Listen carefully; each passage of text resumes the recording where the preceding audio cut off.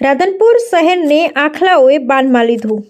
Radhanpur doctor Baba Saheb Ambedkar પ્રાથમિક શાળા પાસે આખલાઓનો આતંક। શહેરમાં આખલા આતંકને લઈ લોકોમાં ભય જોવા મળી રહ્યો છે। જ્યારે આ વિસ્તારમાં આખલા યુદ્ધ જામતા આખા વિસ્તારને બાનમાં લીધો હતો, જેને લઈ લોકોમાં દોડધામ મચી હતી। આખલા યુદ્ધમાં યુવાનને ગંભીર ઈજા પહોંચતા હોસ્પિટલ ખસેડાયો।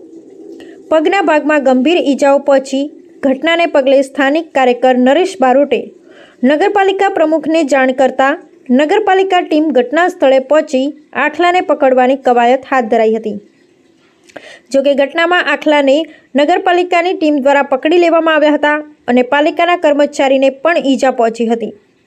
અત્યાર સુધી આખલાને કારણે રાધનપુર શહેરમાં 4 જેટલા વ્યક્તિના મરણ થયેલ છે, ત્યારે નગરપાલિકા દ્વારા ઢોર ડબ્બે કરવાની કવાયત તેજ કરે તેવી લોકમાંગ ઉઠવા પામી છે। અહેવાલ અનિલ રામાનુજ, લોકાર્પણ।